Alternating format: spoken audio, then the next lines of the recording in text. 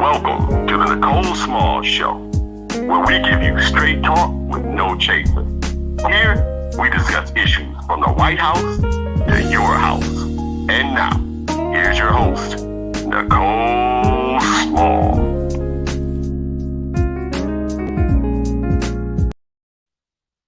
Good morning, good Monday morning, and welcome to the Nicole Small Show. A couple of things to talk about, of course, today. Later on, we will be joined again by Brenda Hill to finish up the conversation that we were having about the elections. We have some more information that I think you guys are definitely going to want to hear. Might add some shock value to what's going to go on with this race. Before we get into that, I just want to remind everyone that our campaign with Small for Detroit, running for city council, you could definitely go online to electnicolesmall.com. That is electnicolesmall.com, and make sure that you keep up with what we have going on. Also, if you want to volunteer, donate, go to the website. Let me say I'm truly humbled and appreciative to all of you who have already contributed to the campaign, reached out to volunteer. I appreciate you. One thing that we know is that we cannot make it to the finish line and to win without the support of the people. So I truly, I mean, from the bottom of my heart, I appreciate it. And we might not get everybody. We don't need everybody to support what we're doing. We just need the majority. And here we are, focused and diligent about our efforts of putting Detroiters first. I don't know if some of you saw my live last week where I was showing you about how they're piecemealing this work together to do sidewalks. Meanwhile, my neighbors, the sidewalks are almost standing up in formation, and they have no, no work plan, no work order to even go and do their sidewalk. And then they're only doing certain sections of the sidewalk over here. You know, on my block, it's an issue. We got street lights with wires going all crisscrossing across the street. You know, this is just really ridiculous. I talk about, as I'm doing the Zoom meetings and when I'm out doing senior homes or knocking doors. Well, we don't start knocking doors until next week, but just having conversations with Detroiters about the direction that we need to be going in versus the direction that we're going in now. I make sure I let everybody know, look, $800 and some odd million is coming into the city. And if we don't make sure that each district has a plan for how they want to see that money used in their district, for instance, we're going to have $700 and some odd million left over after we pay off our debt from last year. Each district needs to be coming up with a proposal of how they want around $100 million to be used directly in their community, right? In their district. You cannot wait for this administration to come up with a plan. For some reason, they don't have a plan yet. That is dangerous. That much money coming into the city, excuse me, let me be clear. Coming into the city, you haven't heard anything about a plan. So, you know, if we haven't heard about a plan, that means that there is a plan, right? And the plan is to take that money. And I guarantee you the majority of people who are going to benefit from it don't even live here. So I say each district really needs to come up with a plan. You know, I tell people, we complain about these sidewalks. Sidewalks should have been done first before bike lanes, but since they weren't, we have some money coming in. We all should be making sure that our sidewalks are replaced properly. Let me say that. Two, a lot of us have flooding in our neighborhoods. The basins and everything are backing up, and so the sewage drains are backing up. They need to clean those out. They have enough money now to go around and to do that, right? Some people need their trees trimmed without the tree having to die. See, these are the things that make your communities more sustainable, because what happens is you spend so much of your time trying to contact city government to do what? Their damn job. I mean, just go figure. You know, just think, like, if somebody actually did their job, goodness, what kind of city would this be? What kind of city would this be? Oh, a city that you deserve. Also, there's a lot of dumping going on around the city. And I say, the city could actually hire Detroiters to come and go into each district. There should be a whole crew of Detroiters that go into each district. Like they should be assigned to that district to clean up some of this debris. This city looks like a trash dump in a lot of areas, and that's the truth. Those of us, I get tired of picking up trash out in front of my house, on the median, everything, and it's a lot of other people who do it. And to some degree, you expect some of that, but it is too much garbage just being dumped in this city. And I don't care if you live in the poorest district in the city to the most affluent. Nobody should have to live under those conditions. And now that we got 800 and more than $870 million coming into the city, we need to make sure that we propose a plan to council and to the mayor saying that in each district, it should have its own crew to go around to these areas and clean it up. Now, let me tell you something. Now, if y'all let these folks in your neighborhood come and tear it up after that, I don't know what to say. But since we have all of this money right now, they need to be cleaning up the garbage. And I agree. Yes, Pamela, the blight is depressing. It really is. But they already have money allocated, right, to do something for blight, which is to tear it down instead of making sure that we rehab as many of the properties that we can, and to secure those properties. Right, to make sure there's adequate security around those properties that can be salvaged. But no, they want to focus more on destroying and demolishing these properties. Probably most of the reason is because, once again, the mayor didn't deliver on his promise. He told y'all he was going to fix the neighborhoods. He was going to come into the neighborhoods. I told you to be careful when they start talking about coming into your neighborhoods, because you might not want them there, okay? When you have people who are looking to seek and destroy and dismantle your community, that's not always good. And remember, since 2013, the mayor has been promising to increase residency. Well, if you increase in residency, why you still got a whole host of houses on here that's abandoned? I'm just asking. The numbers don't add up to me. If you gonna increase residency and we was gonna have so much inclusion, which they did have some inclusion was at the expense of excluding our people, but that's a whole nother story. But remember when he was going around taunting this message about how they gonna attract so many Detroiters in here? Well, downtown ain't nothing but a damn Airbnb. All of these new developments, they can't even occupy them. You know why? Because can't nobody afford them, fool. You knew, first of all, if Detroiters, the average Detroiter making less than $25,000 a year, you going to create some doggone crackerjack box apartments. Because I don't know how people can think in some of those doggone things. That's not what we're used to here in the city of Detroit. We are used to space. But however, you're going to create all of this development, and you think you gonna outprice us. Well, you outpriced yourself, because guess what? All of them folks from the suburbs that you thought that was gonna come here and occupy all them downtown areas, shame on you, fool on you, because most of them are Airbnbs. And see, these are the facts that they're not telling you. In the media, they want to make sure that they create this false narrative that, oh, everybody's coming downtown. I like downtown too, but a lot of people can't afford it. And then you have people who are not from here who like, well, why am I going to pay all of this money to live here? And I don't have what? City services. City services. Then you don't have any schools. So the young suburban couples who come here, who know that they're about to start a family, they only going to live here for 2.2 years, because as soon as that kid get close to school age, they out.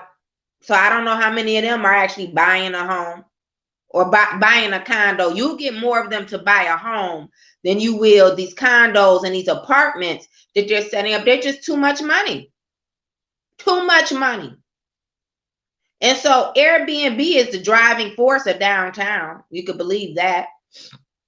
And then what else? Then, so I talked about how the money should be used So definitely we need to make sure wherever that $17 million went that was in proposal land that we're paying for. Let me just say that we're paying for. And they said they were going to invest $90 million into rehabbing and securing these homes. Yeah, well, where is that 17 million? Because now we already at 73 and nobody wants to tell us what happened to the money. You know, I think that's a whole, you got unmitigated gall to sit up here and to take our doggone money. And then you not going to tell us where the hell it's at. This is what I'm saying about this city. This is crazy. How you going to take somebody money and you told us what you were going to do with it, even though I knew you was lying from the pit, because that's what you do. Never no checks and balances. And now one city council person to this day has asked the mayor to produce a report of where that $17 million has gone. Not one. Not one. This is why we are living in these circumstances, and it's unnecessary. All I want you to know is that it does not have to be this way. And don't let them fool you that if you ask a question, then all of the money gonna go out of the city. We ain't getting none of it. I don't give a damn. If this is what we have to have money come into the city for us not to have access to it, then screw you. We need a whole new administration to make sure that we still bring money into the city and that it makes it directly into the community. This is a problem. It's unconscionable because the bad actors who are leading in this effort would never try this on these cities that they live in or that they come from. They just wouldn't even think about it. You know why? Because them suburban cities wouldn't play that.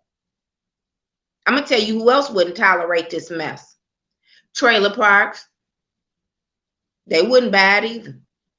I don't care if you go to the trailer park in Redford. I don't care if you go to the trailer park in Taylor. You know, because they really get to acting a plumb nut fool in their meetings. You better believe that. You think because people live in trailer parks that they don't care. They care about millages. They care about their city tax dollars. And they have very low tolerance for bull crap. But here it is in this city. I'm telling you, we about to get another 800 and something million. They're going to have 700 and some odd $1 million left over. Each district. So all of you who claim, you know, we got to pull these people to claim to be caring about your city, you very active in your community. We have to come together on this one, people. We just do. We have to come together and we have to propose how we want those dollars spent. They are not going to do it for us. There's a reason why we haven't heard one word. Why the plan isn't posted on the city's website? Let's start there. Huh? Why haven't they posted the plan on the city's website? We've been knowing about this doggone money for a couple of months now. Don't nobody want to tell you. Don't nobody want to tell you. So that means there is a plan in place, right? They just don't want us to know about it. And that's dangerous. That is extremely dangerous. So what I want us to do is to lift our own voices. I want us to carve out our own path to make our communities more sustainable, to increase safety in our communities. You know, I don't like to see blight either, but I want you to know some of this blight is intentional. And it all hasn't been a direct result of neighbors not caring, residents not caring about where they live.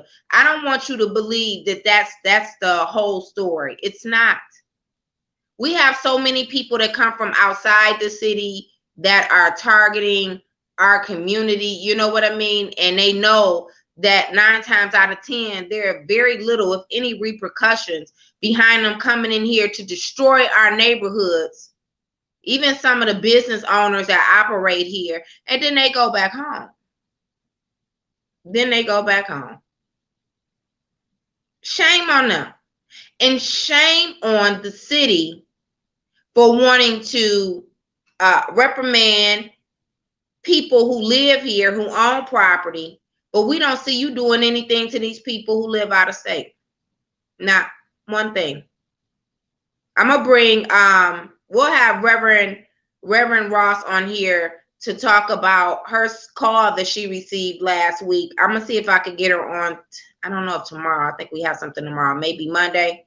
Do you know that they called her talking about it's a warrant out for her arrest for some property? One property. And I ain't even, we need to go over there and film it. So you got a warrant out for her arrest for this little house because it was, I don't know, some debris or something in the front, whatever the reason was. But you forgave $1.8 million of what? Oh, property taxes for a slumlord who also had what? 800 blight tickets. This man had not $800 worth, 800 blight tickets, and you never put a warrant out for his arrest. But this what you want to do on a black woman. Hell if. So we're going to make sure we get that story out. Do you see what I'm saying about the how we treat our own people? How our own people are being treated. And this is what really just like grinds my nerves, is how these elected and appointed officials who are, their income and their lifestyles are based off of our tax dollars and the kickbacks that they're getting by engaging in collusion and corruption. How they treat our people with such little dignity and respect. You work for us. And I want you, Detroit, to know that you deserve better. You deserve better. What they doing to you is not right. It is unconscionable, and you don't have to tolerate it. You don't have to tolerate this type of treatment. You create your own destiny and your own path. Each district needs to come up with a proposal on how to spend the rest of this money, because they have shown you over and over and over again, they have zero intentions. Zero, the majority of them have zero intentions on doing what they're supposed to do with this money. To do what? Improve your quality of life. That's what the hell they were elected to do. That was what they were elected to do. To serve you. They are supposed to be public servants of the people of Detroit, not of their own self-interest, not of their own bank accounts, and damn sure not of that leprechaun up there on the 11th floor. That is not what they were elected to do. And you need to understand that. And you need to understand that if we don't come together sooner than later to make sure that we put some demands on the table about how we want to see that money come into our own community, then shame on us. Shame on us. They already screwed us out of the CARES Act money, won't tell us where it went. I'm quite sure eventually, since we raised so much sand about it, because you know I bring that up every chance I get, they'll come up with some doggone document where they didn't fudge the numbers or whatever. So let's not, you know, you fool me once, shame on me. I mean, shame on you. You fooled me twice, shame on me. Now, that was just in December. They were supposed to have all of that money spent with us. So now they're about to get 8 times the amount of money. 8 times, people. 8.5 times the amount of money is what they're about to receive with this stimulus money. Why wouldn't we come together in each district and talk about a proposal of how we want that money spent to make our quality of life better? We don't have to live like this. Now there is a host of money. I mean, there are quite a few things that we could do. I know they better meet that pension obligation. If you don't meet that pension obligation, it's going to be some stuff going on around here, I would hope. With that kind of money coming down the pipeline, I would hope so. You need to meet that pension obligation. When we talk about water and water shutoffs, think about it. Each district, like we the people have already done mapping of where the water shutoffs are in Detroit, and they have a book, and I have to get the link so I can start posting it. But they've done the mapping of the water shutoffs in each district. Think about this. What if within that proposal for each district, we talk about money to be used to, number one, fix the pipes, because they also have some other federal money. So if we combined it with the money that currently exists, because they're not doing what they're supposed to do, I don't know. You know, again, they talking about how they're going to replace the pipes. These pipes is 1,000 years old, okay?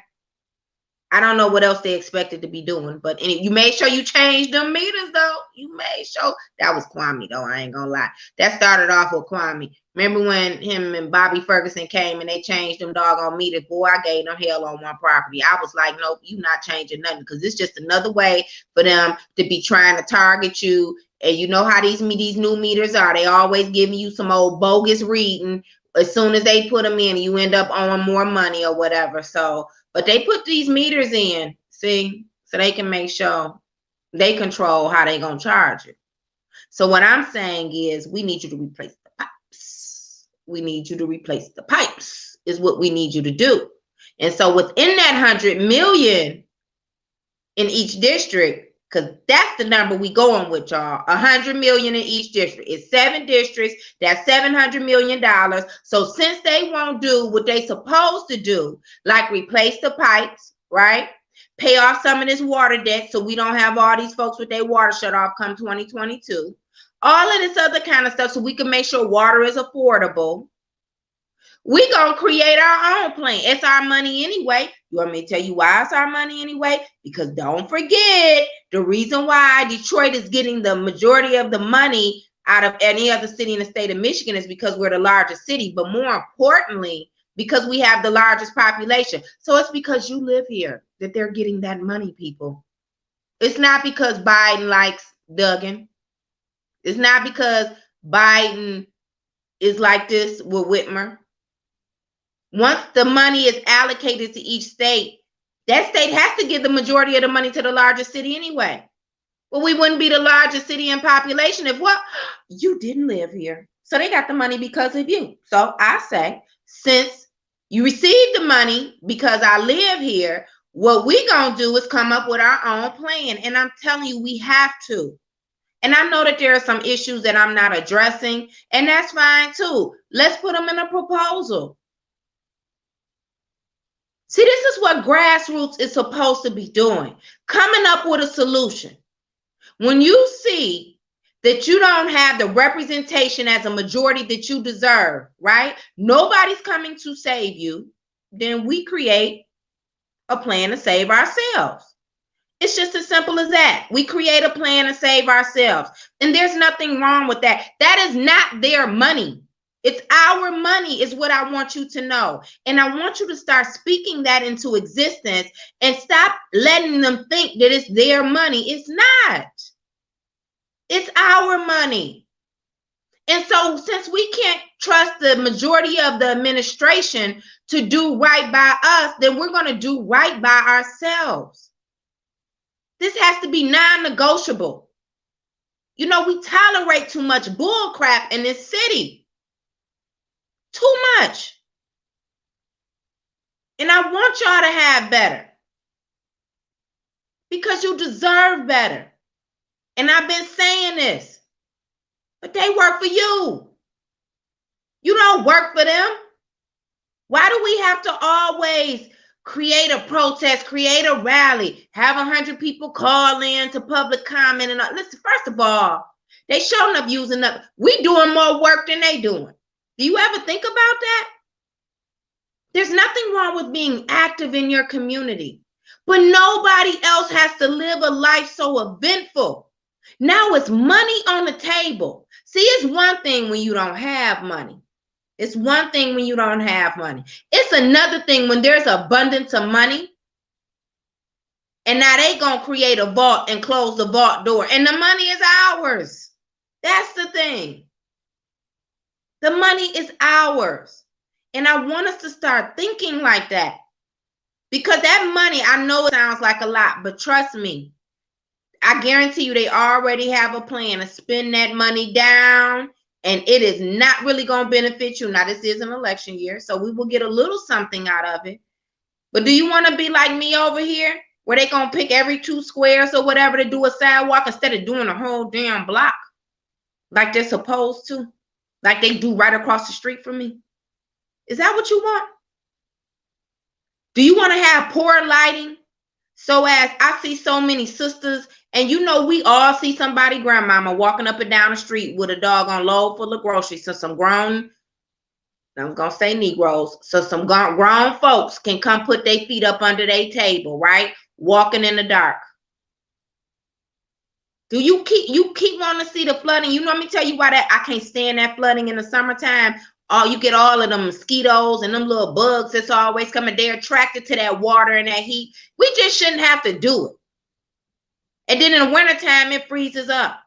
And here's a thought. Just hold on. Here's a thought.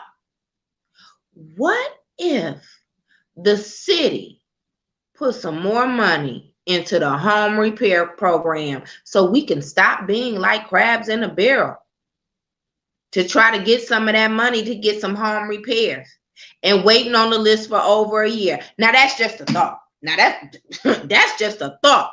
Seeing how Duggan took our money so he could do the Duggan Friends and Family program and pay some of his his buddies, right? To get these demolition contracts of where they've inflated the estimates. What if you took that money, they took some of that money, and we put in a proposal to put it back into the home repair program for each district? Go figure. Like, to make sure our money works for us. That's all that I'm saying. Make sure that our money works for us. This is what we need. And this is how we should be thinking. And you don't deserve anything less than this. This might not be the best. You know, this idea is not going to solve all the ills of the city. But if they're going to have this much money, you should benefit from it. Aren't you tired of everybody else benefiting from our sacrifices to stay in this city while they coming in here and they doing whatever they want to do to it, with the sacrifices of staying in this city where we got to fight for the basic city services? Aren't you tired of it? Because I am. I'm really sick and tired of it. So those are my thoughts around it. I really hope that, you know, those of you listening, you strongly consider this idea. We need to make sure that that money coming into the city is going to benefit us. Otherwise, again, just like the $100 million in the CARES Act money, we won't know what happened to it. And then it'll be too late. It'll be too late. They don't need to increase our taxes next year to make sure we have city services. You know what they need to do, the administration? Their job. Try that. Do your job. It is not your job to dismantle communities. It is not your job to take advantage of Detroiters. It's your job to serve our best interests, period. Let's bring on our next guest, Brenda Hill. Good morning. How are you? Good morning. Oh, tired. Been up since 2. Uh-oh. One of those days. Yep. So, I mean, we've had 3 mass shootings this past week. Yep. In the city. We've got a child molested at a gas station. We've got people who don't have a place to live. They still don't have food, and the coronavirus is ravaging us. But then we got stupid people as well. Yeah. Out here, who always want to be the loudest one. Their egos are hurt, and people won't win. Yep. You know, thinking that they're more powerful than they are. But we got real world problems going on here. And they on Facebook with some mess.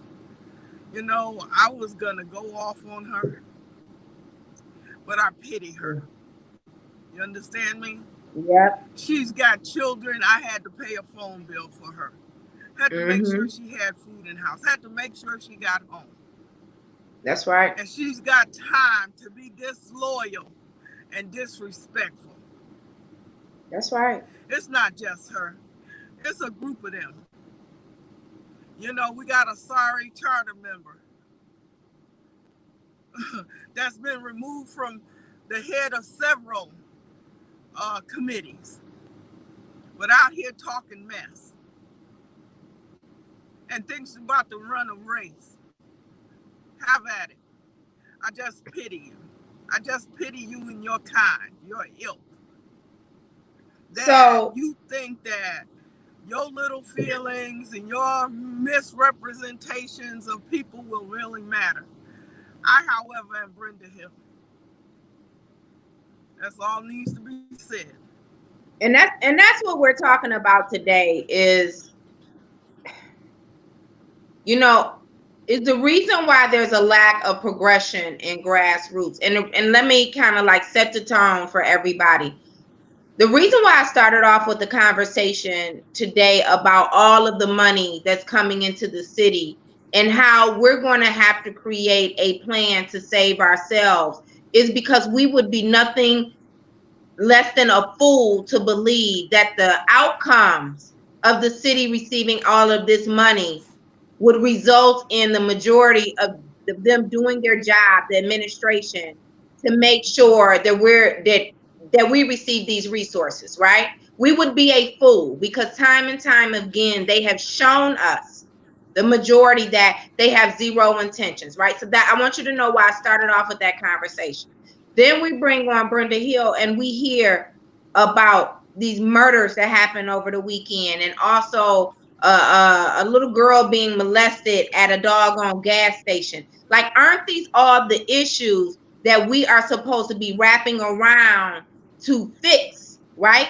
And to have some clear and explicit demands about how we're demanding for this administration to do their job. So this is not this does not become the norm, because that's what I thought, Brenda. Like, that was supposed to be our goal, is to make sure that we're working so this does not become the norm. But in reality, what we see, right, are people in don't get me wrong, now the opposition is doing a damn good job of making sure that they strip us of our resources, that there's a lot of smoke and mirrors going on, right, and that they keep up the divide, because they've done a phenomenal job to segregate and to dissect us, right? And so there's a wedge, but there's also a part of ownership that we need to take for the conditions of grassroots. And so, to your point, I agree. We have people like Marie Thornton who wants to post messages on Facebook. And let me tell you something, there's a whole lot of people who talk about me. 9 times out of 10, you might be playing catch up. So that's fine, because see, I'm not just a pitcher, I can catch too. But one thing that I'm going to say is that when you get out here publicly and you do things to dismantle our community just because of your misery or whatever your other agenda is, whoever else you're working with, that's a problem for me, right? So she made some posts about you and I last week. Yes, for us. That's a problem for us. And that's right, because we can't advance. Because we can't advance. Laughing because they don't even have to do any work. They don't have to do anything. They just sit back and say, listen, you can't even hold your composure. Mm-hmm. Right? You've been in the trenches. These folks have helped you specifically, but have been in the trenches fighting. But you can't hold your composure enough to make a phone call. Who cares your niece, twice removed by a second cousin, is running for clerk? But when she ran before, she didn't even get 400 votes. Can't even win on Brenda, you know now, Brenda, you know. Brenda. That's all we're saying. It's nothing. I mean, she sat up with us when we were talking strategy, right? No, but this is my thing. No, but I don't want to put it on her. I'm talking about Marie, who is suppose she's a senior citizen in the community. You've been around all this time. When you have people at that demographic who are just posting blatant lies, and it doesn't have any effect on the opposition. I'm saying this is a problem, and she's not the only one with this type of behavior. Like, she made a post talking about in 2016 that I worked out of the Coleman Young campaign office. Number one, Coleman ran in 2017, duh. But you probably don't remember, because she came way down the line. Marie tried to act like she did so much for the Coleman Young campaign. She came and she wasn't. Look, it was Virgil Smith and I who helped open up the office, clean it up when they had that first announcement, who helped get signatures and all of that. We was there. I was never on the campaign staff. So that's a lie too. And what I'm saying is, people can think what they want to think. And let me just be clear with everybody. I always tell y'all, black folks should eat. If I'd have left that campaign because they didn't pay me, I tell you I'd have left that campaign because they didn't pay me. I never had a conversation with Coleman Young about any pay. Him and I never had that conversation, or him or my. So she don't even know what she's talking about. Everybody else know why I wasn't over there, because they was trying to say that I was with Duggan, which is also what Marie Thornton is trying to say. And we know that that ain't true. Dana, you know good and damn well. One person I ain't never been no friends with is Duggan or no Alexis Wiley. Okay. Period. Now, it's only so much you gonna say about me, and it's only so much I'm gonna tolerate.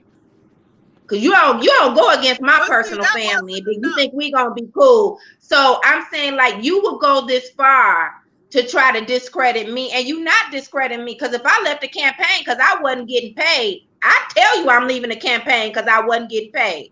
Don't act like my skills and stuff. I know my worth. So let's just be clear. But what does that mean? And how stupid is that? Well, I don't understand. I don't even understand what that means. You left because you didn't get paid. Let me tell you something. If they not trying to pay you, or trying to make sure you're not getting paid by somebody else, you need to get out the game, because you're not relevant. Mm-hmm. Period. As far as being a consultant or a strategist or a field organizer, I don't know what, but we usually get paid for that. Mm-hmm. Number two, to be so low to put my business that she don't even know what she talking about out in the street. Right. When I didn't help her. And that's the part that I want to talk about. If we can't even depend on those who claim to have done this work before to build bridges, when you ain't doing nothing but tearing down bridges, I'm saying that is an issue in our community. See, it's one thing when it comes from somebody who's 20-something years old versus somebody who's supposed to be a senior in this game. And that's what I want people to understand. And she's not the what's her name? She's not the only one in that age demographic who keeps it going when their role is supposed to be to keep us together. And so then what happens is that you have younger generations who engage in this behavior. And that's what we got to have a conversation, about this. How dare she get on social media and she gonna talk about you was burned out of your house. What are you doing talking about that? First of all, ain't nothing funny about that, because you could have died. I was there and I saw the home. It was engulfed in flames. I paid my car insurance. I paid my car insurance in Detroit. That's right. What the fuck is you talking about? I mean, but to put my business out there, to even have anybody conversing about such a tragedy, but also just because we don't agree on who to vote for. What are you talking about? And you got my phone number. But the reason I got a phone on is because of me. How about that? But we forget that. People forget that. And so what I think needs to happen is it's this election. They don't forget. They was. Yeah. No, it's not too much time on Marie. The whole purpose of this conversation, Carol, is about, thank you, and it's about the disruption of grassroots. That's what this conversation is about. Be clear about that. And she is a part of the problem, but she's not the only one. And that's the thing. Nope. She's not the only one. And because we dismiss this type of behavior is the reason why it takes us so long to progress. That's the issue. That is the issue. And we need to stop this. That's We're right. wasting energy on this. We're wasting And it's energy the on this election. mess. But We the got election is so the much problem. stuff. Somebody's Yep. daddy is not coming home. Somebody's mama is not coming home. Some child has been assaulted. Her life is forever changed. The Yep. fact that we can't find fair and equitable housing for mothers and children. 80% of the voters in this city are women. The head of the household are women voters. That's right. This is the stuff we need to be doing. The fact that we need to go out there and try to stop us from killing us while they're trying to kill us. Thank you. Those things are way more important. More important. Listen, I can tell my own story. That's right. I got a big old mouth.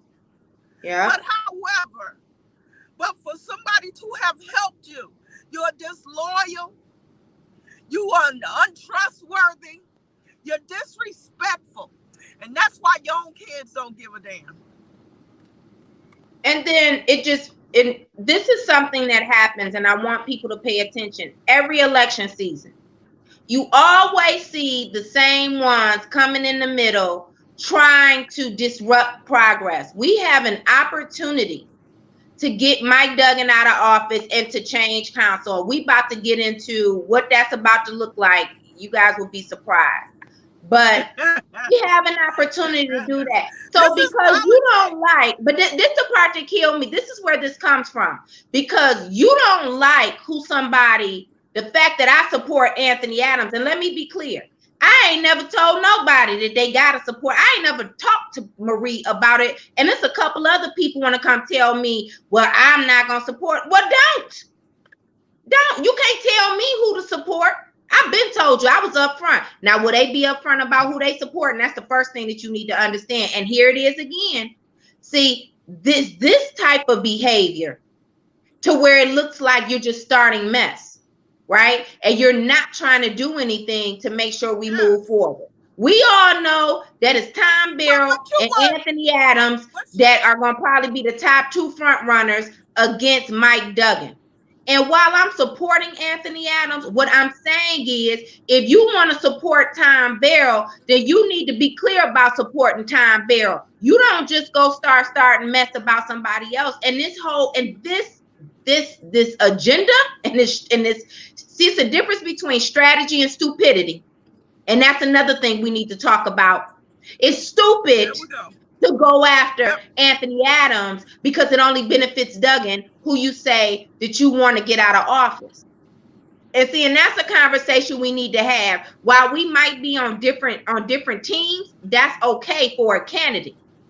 But it's a difference between strategy and stupidity. And y'all gonna find out real soon how I keep telling you that this behavior is not good. And you gonna find out real soon why it's not, about this whole thinking that you're gonna target another candidate instead of staying focused on Mike Duggan when he has been the linchpin to, listen, taking over the city of Detroit. He gonna take it back, all right. It's gonna be a resurgence for others and not for us. You know what I mean? And then the level of corruption that he is engaged in and how it's always overlooked. You know, now you got Dana Nessel doing it. What I'm saying is that he has a host of people who are surrounding him in high levels of government, and they're his protectors. But we can't protect each other. And that's a problem in grassroots. Because isn't that what we're supposed to be about? Make a phone call. She would never say that shit in my face. But if you have a problem with something I've said, you got a phone, call me. That one that's on the Charter Commission now that we helped get on the Charter Commission, and she won't do her job. It's a problem, but got all this other stuff to say. I'm not a Charter Commissioner. So what I do with mine, or you do with your campaign, are two different things. Mm-hmm. You know what I'm saying? Get out there and knock them 10,000 doors you claim you to knock. You need to knock them again. I mean, you should be real busy. Should be losing some weight instead of wearing them Chris All right love now, our Brenda. sister. All right now, Brenda. All right now, Brenda. All right now, Brenda. I'm hot this morning. I see you hot. Okay, we're gonna move. I can make.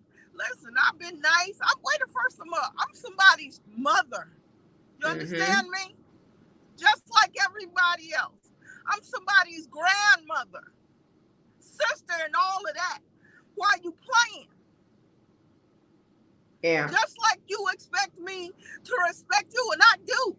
But it's more important for us to achieve this goal of getting our city back than for like and dislike or misunderstanding. But putting crap out in the street and fighting in front of the enemy is exactly what they want. And that's agent behavior. And I'm going to call it out. Because maybe people don't know what it looks like. Maybe you can say you're not an agent, but this is agent behavior. It is agent behavior. Mess, got us not focusing on the stuff. This is agent behavior. And if you're not getting paid for it, shame on you. Yeah, because you're doing a good job. And so even with that said, Absolutely. I think people should understand, you know, for me, this is what it is for me. You know, I support Anthony Adams, number one, because he came out first. He was very clear about what his intentions were, which is to run for office. He said it. He said it in 2019. I know, like we all knew when he was coming around, right? And he's been more consistently visible in the community. You know what I mean? And I think that he's more than qualified to do the job. My goal is, I'm not in support of Duggan's leadership. I'm not. But let's say if Tom Barrow made it through the primary, this is the difference between those of us who are sophisticated enough in politics, right? This is the difference between those of us who are here for real change instead of keeping up a bunch of crap, and understand that there has to be a strategy in place to get Duggan out, and that we mean what we say. I would still support Tom Barrow, even though I don't like his approach to becoming mayor, because I'm not going to support Anthony Adams. Lord, that ain't what I meant. I'm not going to support Mike Duggan. That's my point.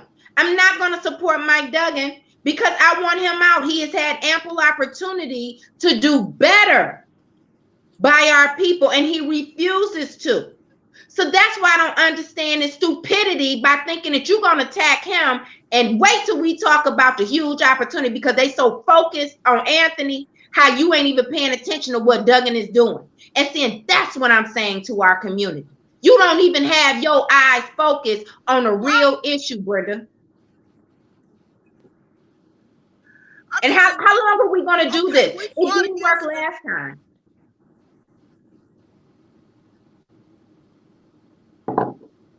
It didn't work last time. We were mollywopped last time. Duggan got 70% of the vote, more than Coleman Young. 70, that's what Janice 70%. Says. No, but this is my point though.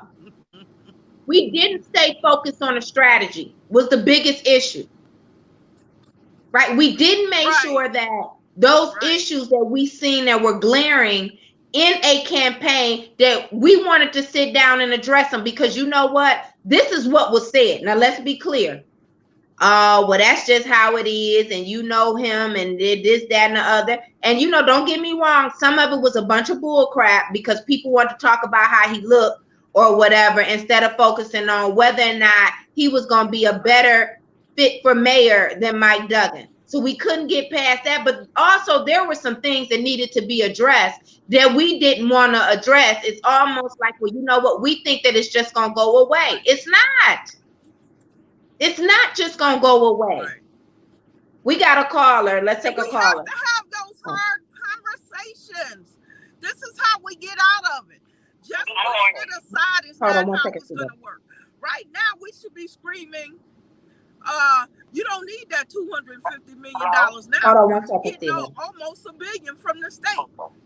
Now, what can I agree. With that $250 billion? I agree. We need to come together. What'd you say, Tammy Barbara? How come y'all not? helping Baxter Jones, who was being accused of sexual assault. Did he? Hold on. First of all, let me clear something up, Tammy.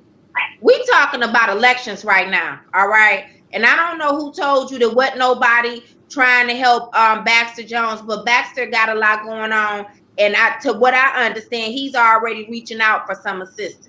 So you can't say what we not doing, and we not going. And this is what I'm talking about. How you gonna jump in and just change the whole conversation to talk about Baxter Jones, and we talking about elections and grassroots? Nobody done left Baxter hanging out there. And Baxter gotta want to tell his own story to the other people. Like we can't do that. And I hear you. I've worked with Baxter. Politics. Take care of Atlanta politics and stay out of Detroit. No, I'm just saying, like, this is what we do. Like, we trying to focus on some solutions here and address some issues so grassroots can come together. And we talking about what's going on in this political landscape. We not talking about what's going on with Baxter right now. We just not. Good morning, Stevetta. I know I had you on hold. Go ahead. How you all doing this morning, Brenda and Nicole? Let me just say this, and even about Marie Thornton. I am glad you all is even addressing about grassroots and how things are. You know, it's good to put it out there. Now, quiet is a gift. You're absolutely right. Marie Thornton been out there for a while, okay? And the thing is that she used to have a job with Kobe Young, 8 years. That's how long she been out there. She ran them out and messed up, and she knows what she messed up with. I ain't even got to explain it. She lost that job. Same thing with Dennis Oxford. You had a job, and you ran them out because she used to do a good job in the grassroots. I don't know what happened. But in the meantime, she lost her job then too. So you know what? Food for thought. Just look at what she had done. You know what I'm saying? Yeah. And plus, Marie Thornton's time has come and gone. Okay? That's right. Thank you. Thank you. You all continue, Brenda, to do a job. This is your time. Okay? Thank you, Stevetta. Thank you. Thank you. Have a good month. Thank you, Stevetta. Have a good month. All right. And You I too. don't necessarily. Go ahead. I don't necessarily believe Marie Thornton's time is done. I mean, there's a certain segment of the population that she could rally with, you know, and have conversations and move them to vote and to be a part of the political landscape. So I'm not saying that. What I'm saying is this agent behavior is what got us here. These agents and these backhand deals and stuff, there's a whole lot more to talk about. But how low she's gone. Whatever issues you had with the Coleman campaign is between you and Coleman and campaign. What's going on with my house if I'm not screaming at bloody murder? And whatever I do with my money or whatever, it's got nothing to do with anybody else. That's what I'm talking about. This is low agent behavior. She knows politics. And she knows exactly what she's doing. But however, like Stevetta said, there was a time when she was on the pulse of everything. And why she's allowed herself to sink to this. But see, what happens is they say we are all fighting. We're not fighting. We're not. First of all, she ain't nobody to fight with.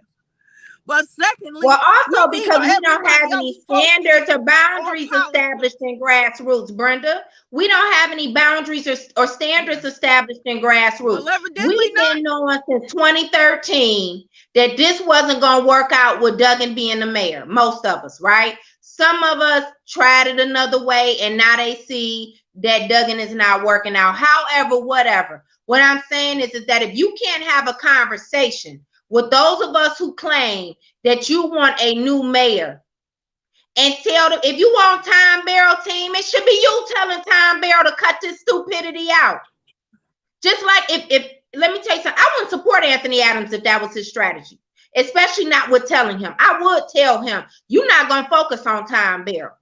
Right? Like, I just wouldn't have it. We're going to focus on Mike Duggan. And that's what I'm saying. Like all the few of you who out here talking about you support Time Barrel, you engaging in this. It's stupid. This is not how we're going to win, because you know what? It's going to make it harder for the general election. And I want people to understand, again, the difference between stupidity and strategy. It's going to make it so difficult for the opposition of Duggan, if he's on the ballot, because there's something coming down the pipeline, if he's on the ballot, to even make it through. And that's what I want people to understand. Anthony not out here talking about Time Barrel. Time Barrel out here talking about Anthony Adams, but we all supposed to be focusing on getting Duggan out of the way. And like I said, if you want different, then you have to stay focused. You know what I mean? Period. That's right. That's right. You have to stay focused. And let's take our next call. Oh, go ahead. Not just run your mouth, do the work. It's a lot of work to keep you busy. Yeah. Lots of work. And we need to do it. You could be making phone calls right now in your senior apartment. Hold on 1 second. I can give you some more money so that you can have some more minutes on your phone. Let's take a caller. Let's take a caller. Hold on. Good morning. Welcome to the Nicole Small Show. Good morning. Oh, hey, Kenny. Nicole and Brenda, y'all got the breakfast ready, because that BS they talk about ain't about nothing. Ain't about nothing, right? My thing is, I'm not gonna let them rent space in my head, because that's their program to distract us from what we need to do, and it's not gonna work. You know, ain't Marie Thornton, wasn't she the same one we was fighting for when that guy smashed her arm in the door and she came to all us? Yeah. And when she was about to get put out and didn't have no place to live, we did all of that. Why you add people personal business over the airwaves with folks and things? Call the person. I have a problem with Nicole. I'm calling Nicole. I have a problem with Brenda. I'm calling Brenda. I don't have a problem with whoever. I'm gonna call them. I don't get on Facebook or all other things they have out here, social media, and talking about each other, because I want you to hear from me, and I want you to know that I'm talking to you and not everybody else, because I don't need nobody to fly my flag from me. You know, I don't understand that. That's what they do it for. They want somebody to fly their flag from and get on Brenda or get on you, and then talk to the individual who you talking about. I don't give a snowball hell about Brenda's personal life unless Brenda come to me and tell me about her personal life, unless she's getting hurt or something like that. But the trying to expose her and make it look bad, or you look bad. My thing is, I thought it was about Duggan. Time Barrel need to stop that and focus on Duggan, because I don't know what the campaign. If I was on his campaign or his campaign line, I say, listen, Tom, this is about Mike Duggan. We'll deal with Anthony Adams at the end if we have to. But right now, we got to get people to see that we got to get Duggan out of office, because he's doing the damage. Anthony Adams ain't in office taking money from us now. Anthony Adams ain't in office keeping that money that they send to Detroit from our neighborhood. What part of it they don't understand? They still sleeping. You know what I'm saying? I don't understand that. So we got to stay focused. My bottom line, stay focused and block them out of your mind with that dumb stuff. Because people that know you and know Brenda, they know what it's about. And if they don't, call Brenda, call Nicole, and they'll find out get it from you, out of y'all mouth. That's right. You know, all that other bull stuff we having with each other, that's high school stuff. Junior high, when you talk all that old stuff, man. Man, y'all wake up. And it does, and look, and it's lives at stake. It's lives at stake, literally. You know what I mean? You have a mayor who wants to make sure that he protects downtown and not protect the neighborhoods. Like, that's a reality, right? Because he doesn't live here, and he doesn't care about the quality of life, and he doesn't care about the challenges that we're experiencing day to day in our community. So again, how does that not supersede you wanting to go against Anthony Adams. This level of jealousy is stupid. And we have to understand that all of this that's going on, the other side is watching. See, at one point in time, they would have thought we all were a united front. Among blacks, when we try to do something right for the people. I don't care if you give everybody $1 million. If Andy Allen got it off and gave everybody $1 million, they still talk about it. He should have gave us $1 million and more. Why he they're not gonna ask Duggan for $1. They'll say Anthony need to give him $1 million and one, but they're not gonna ask Duggan for $1. And there lies the problem. There lies the problem. Thank you, Kenny. Thank you so much. My call, and I continue to listen, and I sure hope black folks wake up, quit going at each other over the airwaves and stuff, and talk to about lies, right? And thank you. Thank you. And that's the part too. Anytime you feel like you supposed to be, whether we agree or disagree on something simple, but the fact that you're willing to make up lies on somebody who you know out here helping to fight for the community, I'm saying that is a problem. You know what I mean? I'm gonna tell you something. Yep. You see what happened with the Black Panthers and everything. When you keep dismissing this type of behavior, this is to the detriment of your movement. And that's what I want people to understand today. Again, it's not just about the mayoral race. We got several seats that are up on city council. And now we're finding out it might be another one. You know what I mean? Right. And so we have a chance to take back this city, y'all. And if we can't have conversations with each other about, look, this is not good for the community. See, this is the problem that I have. You have Anthony Adams and you had Tom Bear. I know it's 14 people who have filed for mayor, right? But I'm just being honest. We don't have time for all of these games. Maybe somebody gonna pull a rabbit out of the hat and end up beating both of them and going through the primary. I don't know. But realistically, it'll be Anthony Adams and Tom Barrow who would be the top picks to go against Duggan. And it's not, they should not be running against each other is what I'm trying to tell you. But I promise you this on everything. If time don't stop this mess about Anthony Adams, first of all, it's going to get real ugly. And those people that we have now who are now talking about not supporting Duggan this time around, they are going to revert backwards and they're going to support Duggan. Trust me when I tell you this. When we get to the general election, I don't know if y'all realize we got 100 days now into the primary. When we get to the general election, you only have August, September, and October. 3 months. That's 90 days. This 90 days is what I'm trying to get you got less and it's going to be hard to get those people to agree because you know what they're going to tell us? Y'all not together anyway. It should automatically be understood right here and right now. Whichever one of them make it through, we gonna back that one.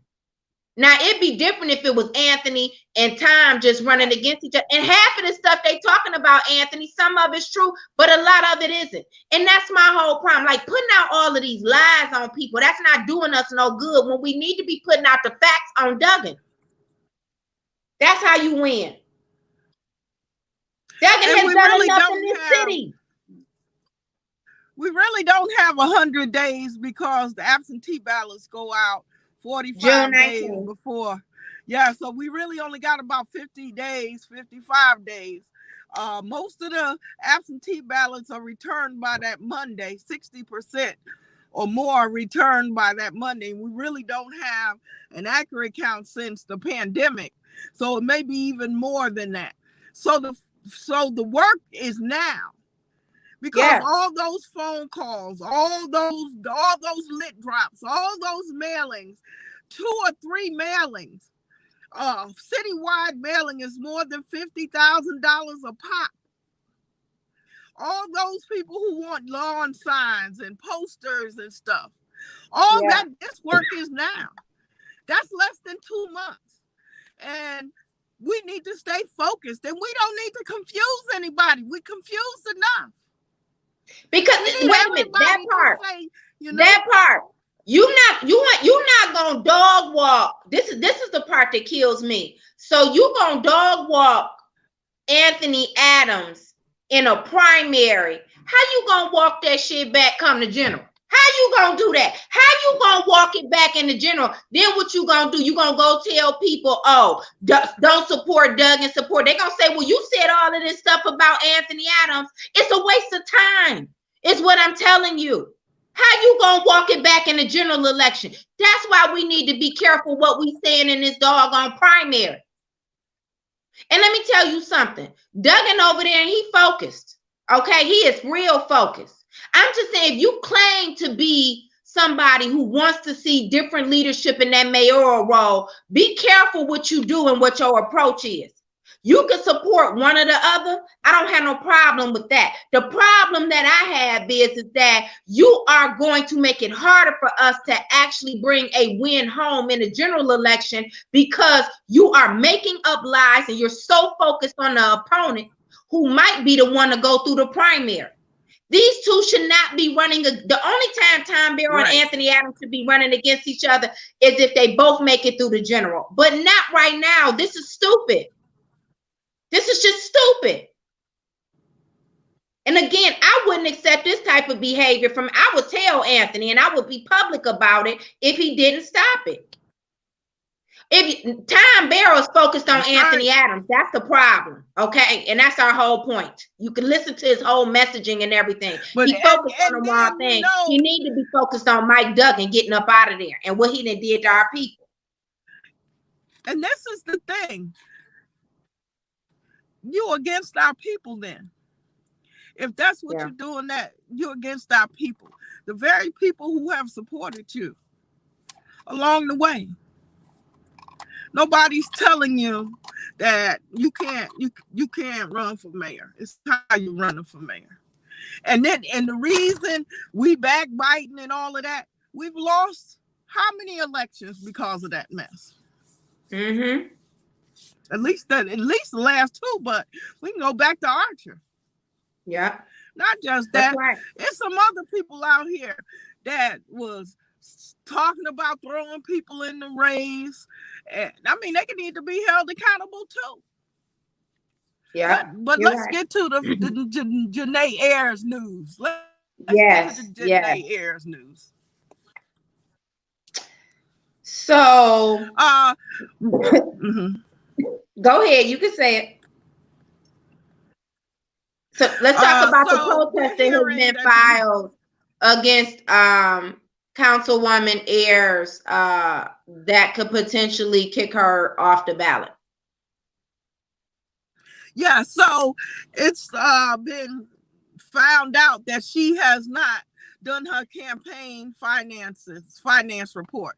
And I don't know if everybody knows that every time you run, and that's every quarter, in fact, you have to give a finance report. So right after primary, you got to do a finance report.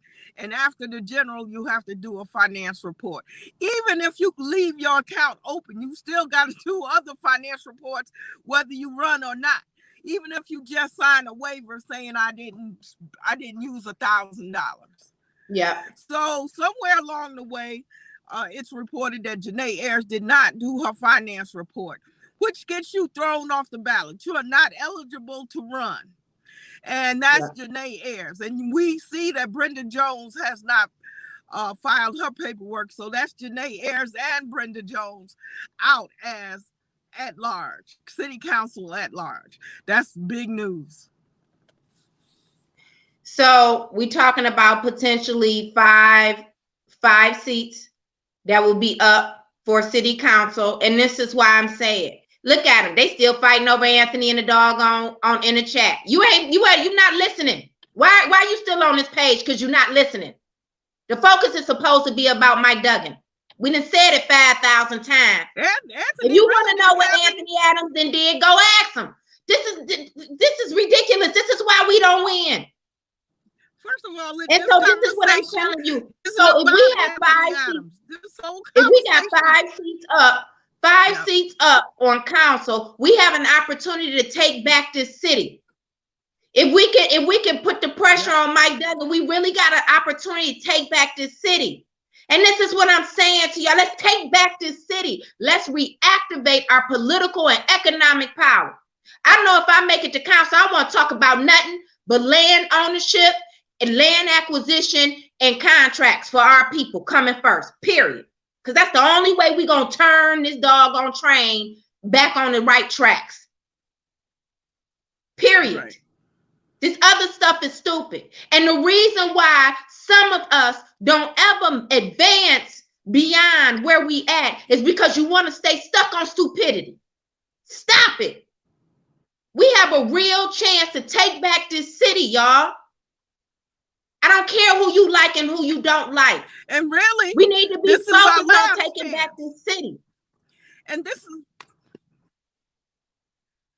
is our last chance, really, our last chance. Gentrification, tax abatements, all of that stuff, contracts, all that stuff is going against us right now. I mean, really, there's no fair housing, no low-income housing in the city anymore. No. If you don't make more than $50,000, you can hang it up. And so you know what that means? That means that our brothers and sisters who might want to have nice scenery and everything and live off the water, they're basically trying to push us out of the majority of those opportunities. There are still a few of us, don't get me wrong, who are able to afford to live down there. But let me tell you one thing that I always admired about the King homes. You can live downtown in affordable housing, low-income housing, and walk to the river. Like, are they just gonna take everything away from us? We don't have to be pushed into no corners. Like, everybody doesn't want to live in a neighborhood like you and I. You know what I mean? I used to live downtown right off the river. Okay, and it is nice. It's nice to be able to wake up and look at the water every day. I agree. But God, dog, we got people who working who can't even afford to live downtown, to rent an apartment, or you only gonna be there for 5 minutes because they know that as soon as they see too many of us, they're gonna increase the rent. What I'm trying to say is that this year, can we all come together? Not all of us. Can the majority of us come together and just say, you know what? I don't care. I don't like you for this. I don't like you for that. But we're gonna stay focused on taking back this city to make sure we are not pushed out of all of the amenities that have come here. I don't want us to only be able to engage in the struggle. I want us to be able to engage in the amenities that have come here because we stayed here. Like, y'all deserve better. You shouldn't have to figure out, well, maybe I'm not going to eat today so I can pay my rent. We're not just trying to be contrary. Yeah. Detroiters are 60% at or below poverty level. Yeah. They cannot afford $1,500 rent. They can't afford $5,000 taxes, property taxes. And car insurance is going up again after we let them tell us that PIP was going to change things. Thank you. These are the quality of life issues. Nobody's talking about schools, Dr. Vitti and that mess. Nobody's talking about lead poisoning, which in some parts of Detroit, 48214 for one, has higher lead levels in our children than Flint has. That's right. That's right. And that's why I'm saying, and this is another reason why we need to come together now too. I don't care if we didn't fell out before or whatever. As long as I think that you're not somebody who's trying to come in there and get the money for your own personal gain. In each district, we ought to be able to sit at the table and talk about how to use money and come up with a proposal, period. Like, let's put this mess to the side. Let's have a multi-pronged approach. Let's tell them how they gonna spend that money, our money, to benefit us, and let's tell them we taking back our city. And then we can fight later. Let's fight after November the 3rd. That's what, well, no, the 9th, whenever it is. Let's fight after that. But for right now, we need to come together. Hold on, we got another caller. Good morning. Welcome to the Nicole Small Show. Okay. Ladies, I just want to say that I completely agree. I concur with what you're saying. That should be our central focus in getting rid of, like, these little wars that we're creating on the side, or whatever the issues that we have with the persons that we want to run for this particular office, I am one that I'm willing to support anyone except Mike Duggan. I do believe that we need to concentrate fully. We should be talking about sitting in campaign contributions to these issues, or to getting our candidate in place. This whole thing about being divided so much so that we can't get past our own personal differences. Mike Duggan is going to be the mayor of the city of Detroit. Yes. So we need to really place all of our focus on that. Thank you, ladies, for taking my call. Thank you. And to that point, it's my understanding that Janae Ayers is not the only person who may be experiencing some challenges with not being eligible for the ballot. It's my understanding that Mike Duggan may not be eligible, and I'm going to try to have someone on the show tomorrow to talk about that. So let's talk about what that looks like too. If Mike Duggan is kicked off the ballot, do you think that they would really follow through, Brenda? No, he's been kicked off before. Yeah. And so now Cindy Paskey can come raise another $3 million and do a write-in campaign. I mean, this happened before, and we got the same players in office. Janice Winfrey there, ready. The Wayne County Board of Canvassers that went ahead and let that mess pass through. So, the rules are not the same rules don't apply. Mike Duggan gets a pass. I mean, and that's whether you for him or against him. You see that, right? When Dana Nessel launched a investigation after the IG said that there was some crap going on, she sat up there and said, "Well, it's unethical." Well, if it's unethical, it's criminal. Yeah. And in other cities, you're not seeing this. I want to say, you say destroying emails is not illegal. That's exactly what she's saying. Yep. That's exactly what Dana Nessel is saying. And the part that killed me is that she's so bold to pull this the year before next year before the election. I'm telling you that, you know what? People think that they could treat our community any kind of way, right? And then turn right back around and we gonna support them because they think they can back us into a corner. All right, and say that, oh, we don't have any other options. It's just like that doggone Gary Peters. He's supporting that doggone postmaster man that Trump put up there talking. It was only two Democrats who supported him, and he was one of them. But I told y'all, don't nobody come to me about no Gary Peters if he run again. I don't care who running against him. Don't text me. Don't call me. Don't try to tell me no garbage about, well, you know what, you want him instead of so and so. I don't want to hear it because I told you the last time was the last. I don't want to hear it. I'm not even going to engage in it. Let's take another caller, Brenda. TJ, you've been holding for a while. Good morning. Good morning. Y'all having a deep conversation this morning, I think. And we need it, don't we? Yeah, we definitely do. I'm going to say for the last 10 years, you had different people trying to come together so all of us could get on one accord. But somehow, the way I feel like, I don't even think they want that to happen. Because in grassroots, we got too much. And that has been our downfall for the last 10 or 15 years, the me syndrome. All this back and forth bull crap is for the birds, really, because at the end of the day, we losing. Actually, I think who y'all be, y'all, we have a thing in the grassroots movements when you call agents. But some of the people that sitting right next to you are the agents that you support every day. That's right. There's no way possible that we can't win and that somebody else is going from our camp to another camp totally. That's right. This is ridiculous. We don't have, this social media got a lot of stuff messed up because it used to be underground where everybody met, they talk face to face. But as soon as you talk face to face, then next thing you know, some somebody on a live telling some that you're like, where does this come from? I thought we was collaborating together. That's right. You know, I'm gonna be honest with everybody.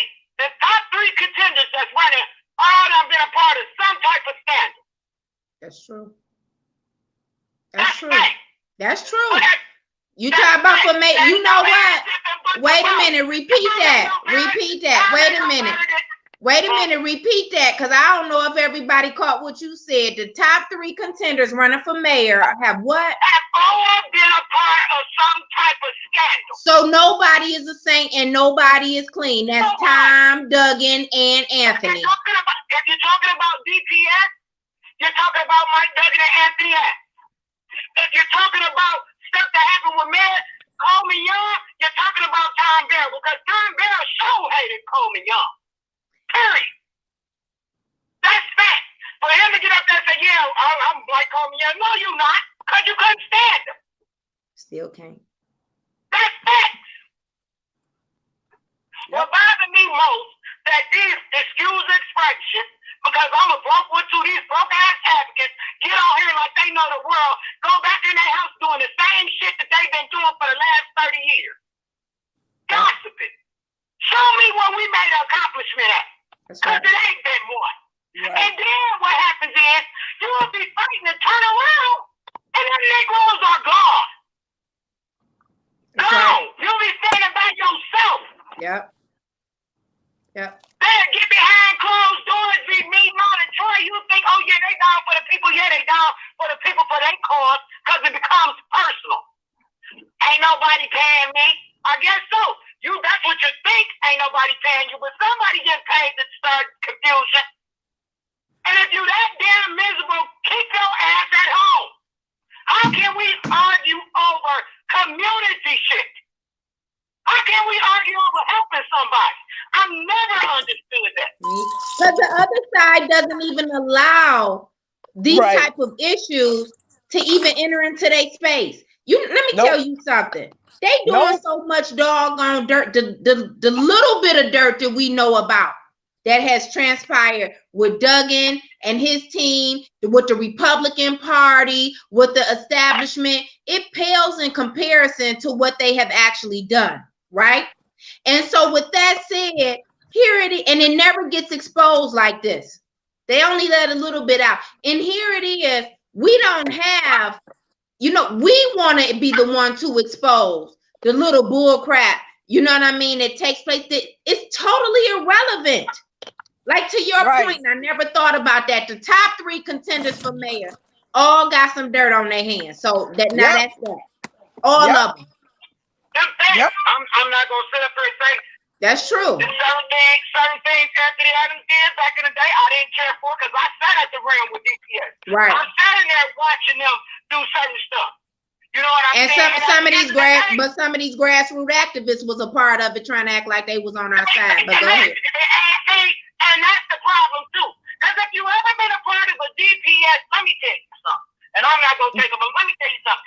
If you ever been to a DPS board meeting and stayed to 2 o'clock in the morning, they did that. Mm-hmm. You had activists running up on the stage talking to the board president. It was a circus.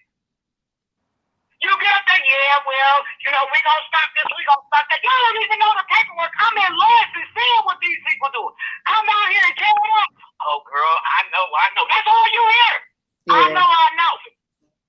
But at the same token, all this money being generated, coming into the city, coming into that school district, and at the hands of black folks, we screwed it up. You talking about Mike Duggan and building them schools. It took forever for Cavs and Renaissance to get right. Yeah, it did. And we sit up here talking about, no, it's more than just the city of Detroit. You better go back from 1999 and get to reading. I tell people all the time, you want to know the history, go down to the main library. Don't listen to none of these advocates. Yeah, go read it for yourself. Go read it for yourself. That's how I learn. That's why I mess with certain ones. I speak, but I don't roll with them, because I know for a fact you will sit there and close doors, make a deal, and then act like you don't know nothing. Yeah. That's what they doing. You know what I'm saying? Don't sit up here and act like you cool one minute, and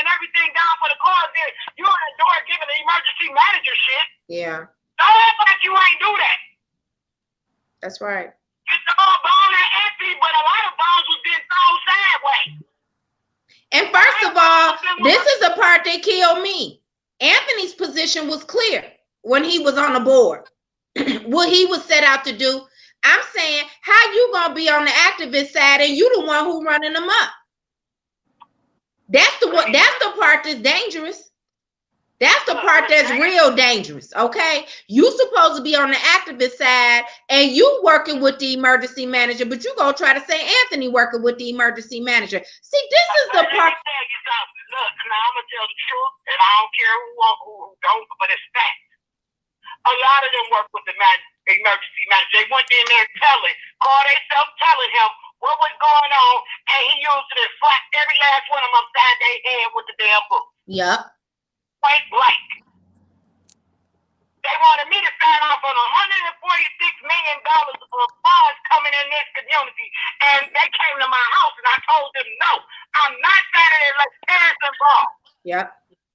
But then you get these sideways parents because they think they're important for a goddamn gift card and signed off on it. And then they close their school. A gift card, T. A gift card. They giving you $25 gift cards. You could come. Yeah, I don't want the gift card. Where the paperwork at?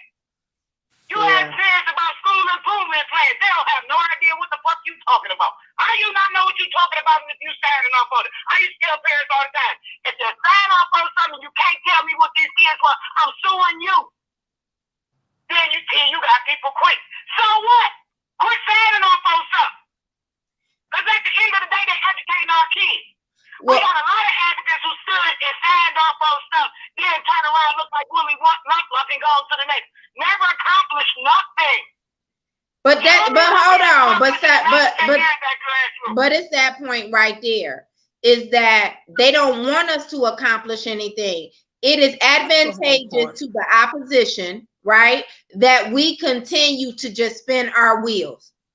And that's what I'm saying. Let's not make this 2021 election an election year of us spinning our wheels. Let's actually have some progress. All right, let's come together. And like I said, it's plenty of people. Now look, I don't like everybody, and y'all know how I am.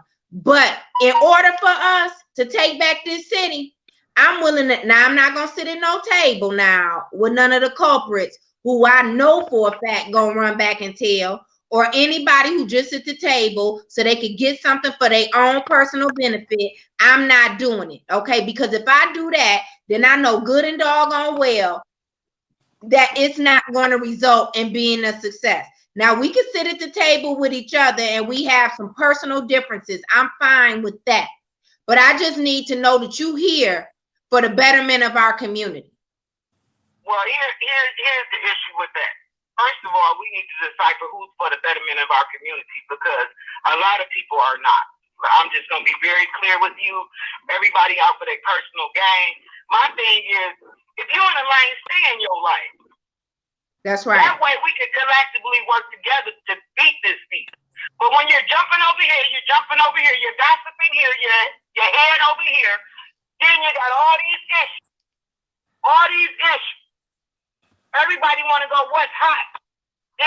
Everything is hot. Right. Everything needs to be dealt with. From the schools to, and here's another thing. You got some advocates been in this stuff 30 years. My thing is, when my kids retired, my whole focus was to educate more parents so they can help themselves, not to stand at the ring and keep talking for you. I need for these parents to talk for their kids. Our job is, once you done been in the game 20 years, sit down, teach someone. Share your knowledge with someone. Yeah. You want to keep it to yourself, then down off, and you ain't got nobody to take the damn ring. You're right. Period. You're right. I thought, instead of them working with parents, what they did to us was, we had the district-wide parent advisory council. Because I was on that bus, you know what they did? They dismantled it. Well, they dismantled it because we was on their ass about our money. But now they're about to dismantle the rest of this community if we don't get it together, is what I'm saying.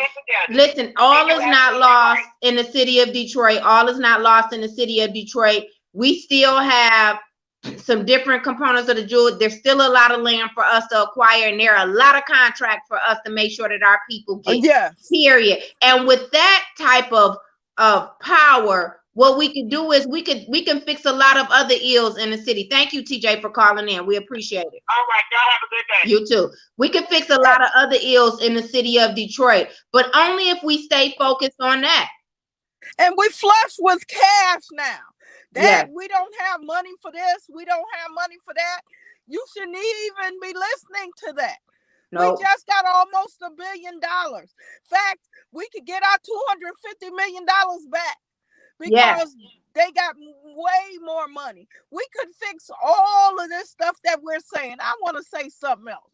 Mm-hmm. The neighborhood police officer program was supposed to be the police officers going out and through the neighborhood and identifying the problems. Wasn't that supposed to be that plan? Yes. Well, where are they?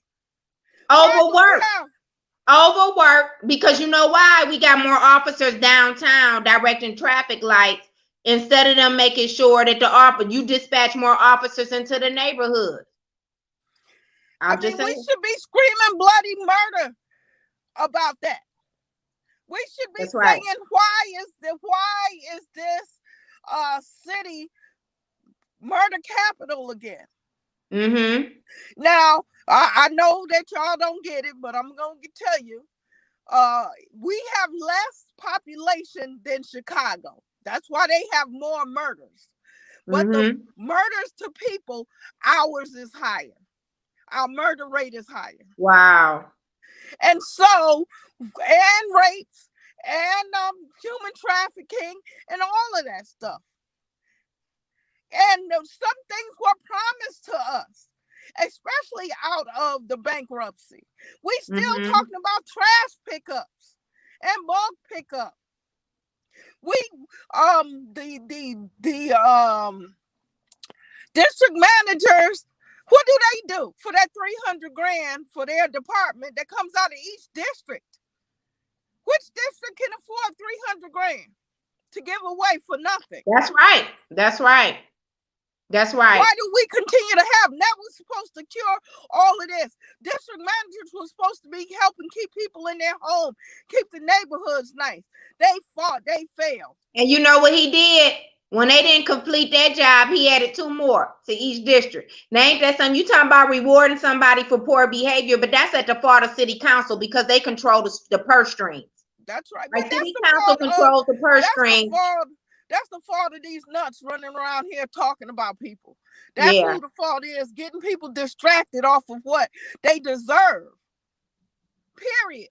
Once again, we're going into another election begging for the same crap that we were begging for, 10, 15 years ago. Definitely before the bankruptcy. The only reason I know, because I never was for it, but other people would say, well, our city services are going to get better. Our city services are going to get better. And they still haven't. Guaranteed that.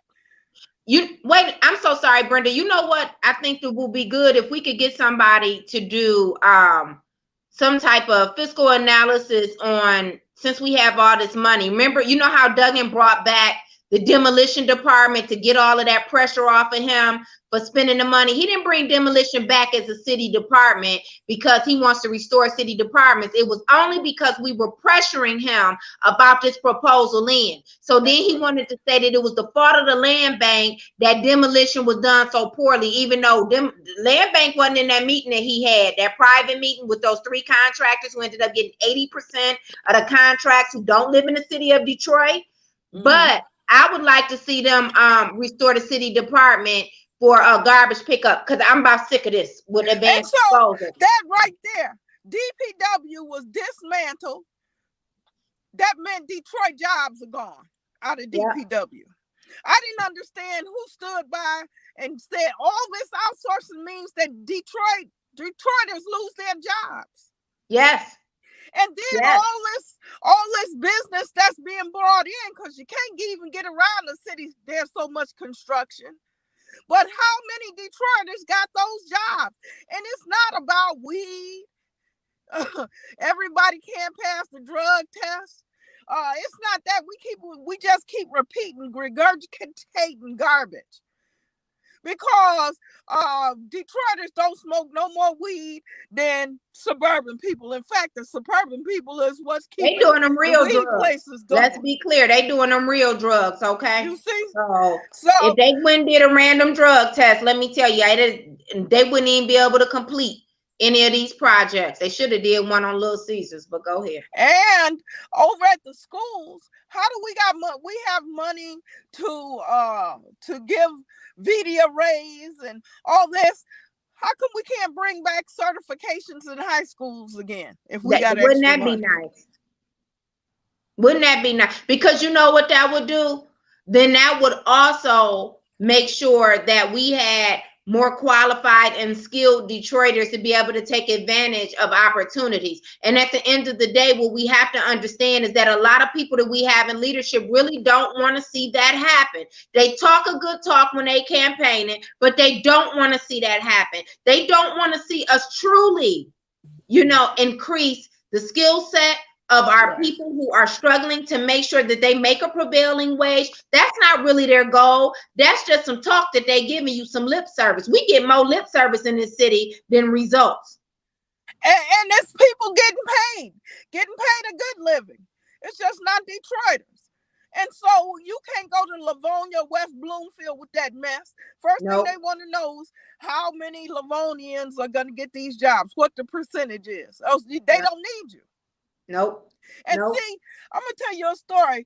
Down the street from my brother's house, a white guy bought 3 raggedy houses, been raggedy for years, but bought them. He out there fixing them up, right?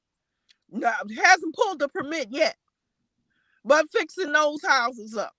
Now I said, y'all taxes and everything gonna go up around here because you got them 3 houses on your block now that he gonna put $20,000-$30,000 in to fix them up and then get a $200,000-$300,000 mortgage on. That sends all your property taxes and everything up. Yes. So I said, there's another street over here that got some raggedy houses on them.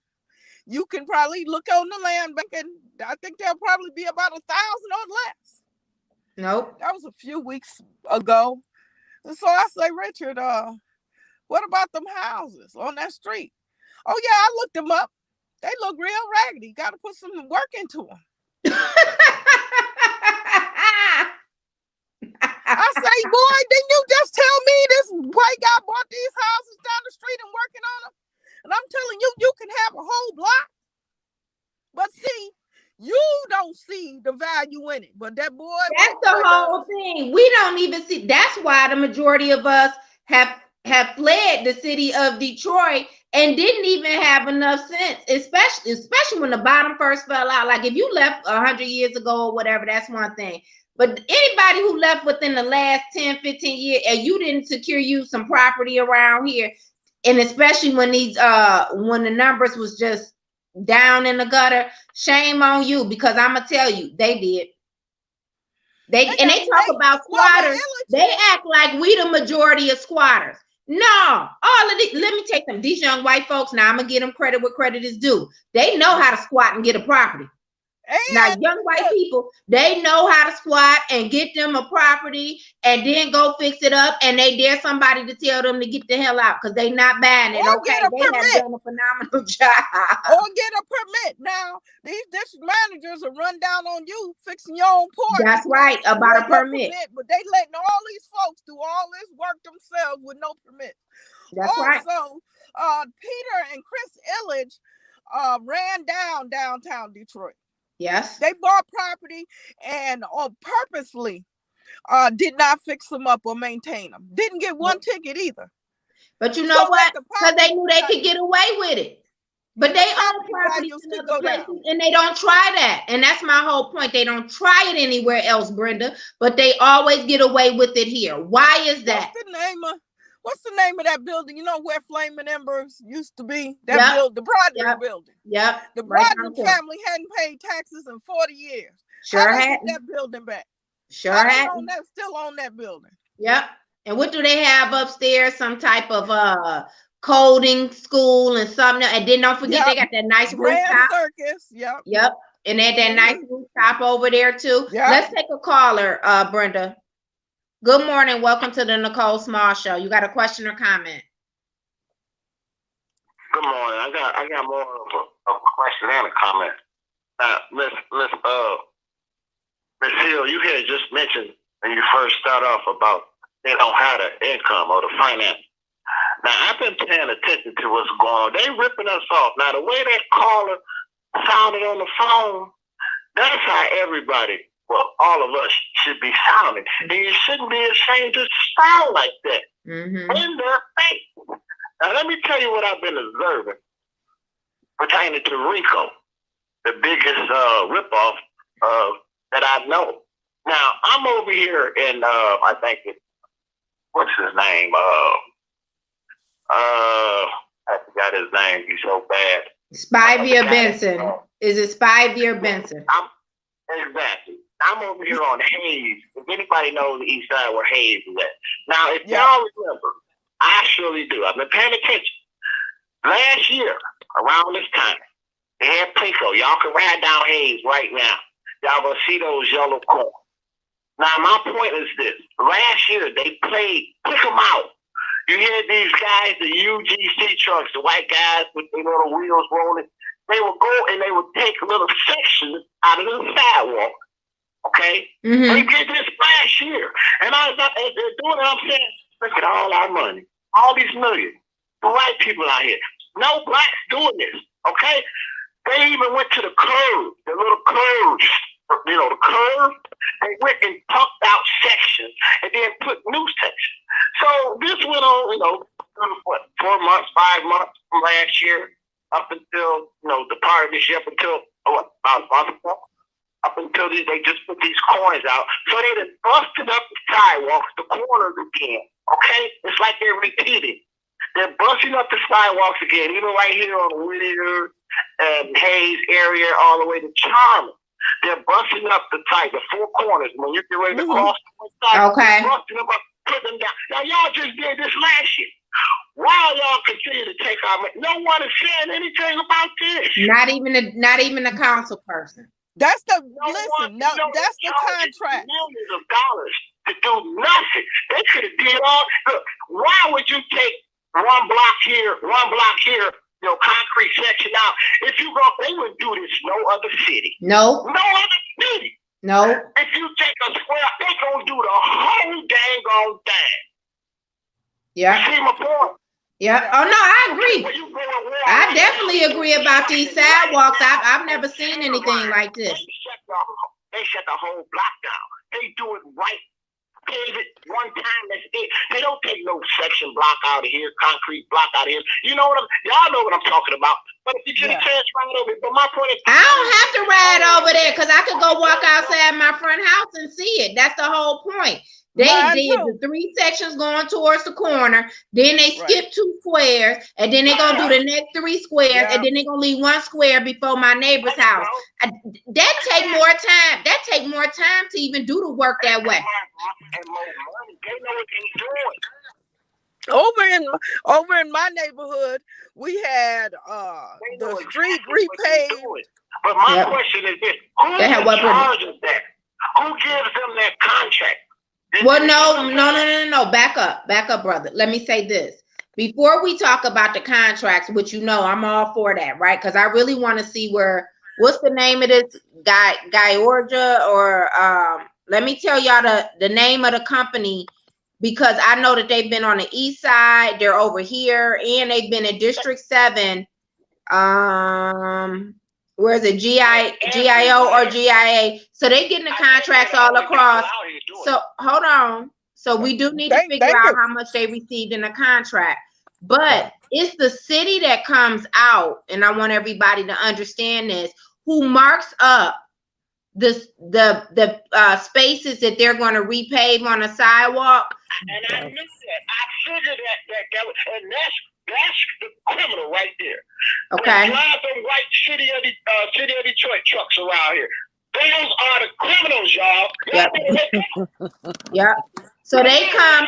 So they come and they mark it up. And the part that pissed me off is that if I look across the street, they do the whole block. But over here, you gonna piecemeal this garbage together, and then these other. That's what they think, because they're going to have to come do something about this. But the name of the company is Giorgi or Gior is GIORGI Concrete. Supposedly, they are located at 20450 Sherwood in Detroit. But I'm gonna tell you, it still hasn't been one black. You know, they got dead addresses in places that they put down that don't even exist. I agree, but I'm saying there's no black people working. There's no black people working, brothers or sisters, and that's a problem. You gotta tell me. I know. I told you I've been monitoring these people for 2 years. Okay. My thing is this. I got my answer now. It's the city of Detroit that's been Douglas' pocket too, y'all. That's killing us. Well, they're appointed by him, so they're going to do. That's right. And they're going to do what he tells them to do. Thank you so much for calling in, brother. You have a good day. Bye-bye. You know, on my street, we got the street repaved 3 times in 2 years. So that keeps them having generational wealth, those white companies that come in, right? He's talking about the ADA sidewalks. We got them redone like 5 times in 3 years. They just keep putting them down and picking them up. And then we got the speed bumps, the speed humps. Replace the speed bumps. Now we back to speed bumps. I mean, the same contracts going back and forth to these people. And this is the thing that we don't say nothing about, right? And then we got streets that you can't even walk on the sidewalk because the alleys then grew all the way out to the street. Or the sidewalks is almost standing up like this. They get no attention at all. How does that work in the same space? Yeah. But the people who are getting the attention don't want to say anything because they don't want to get stopped. But you have to be here for everybody. Yes, it can't just be about you. Right. It's got to be about we. You have to say those babies deserve not to live like that. They don't have to live in a third world country where my street is getting repaved 3 times in 2 years. Yeah. For what? Yeah. And we need to talk about how they're recycling these contracts. Last time I checked, you don't do the work right, then they're going to move on to somebody else.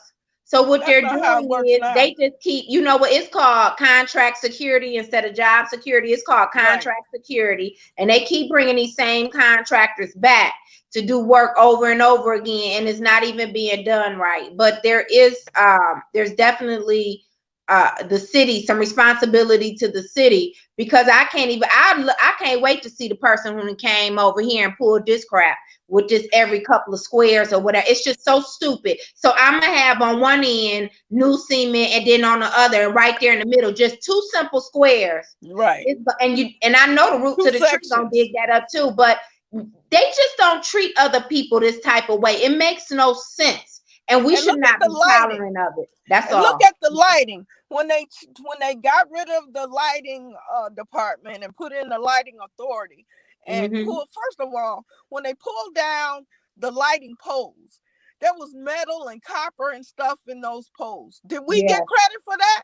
No. I'm sure we did it. We just gave it away.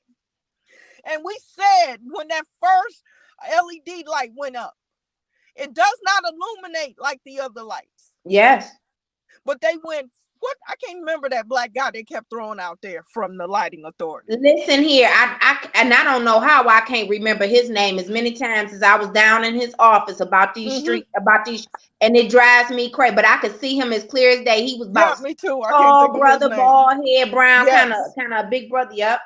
And he had that Dana, what was his assistant? Dana, somebody who worked with him. Oh, I remember them. And boy, we fought. And what they gave us was some wires crisscrossing across the street. I asked the guy who was the foreman, it was a white guy doing the work. I said, you tell me. I said, so y'all doing these contracts all across this work across the city? He said, yeah. I said, you tell me one other street that they crossing wires across the street. He said, I can't tell you that. He said, because I haven't seen it. But they come over here, you gonna take wires from a light pole and you gonna cross them diagonally across the street. I've never heard of that. Even I never heard of that. And Mike Duggan had told us in a city council District 2 meeting, I will never forget this. In one of those District 2 meetings at Northwest Activity, y'all people over there, we about to get y'all some new the underground wiring. I got Charlie Beckham on it. Well, if Charlie called, then Ray Charles called too. Yeah.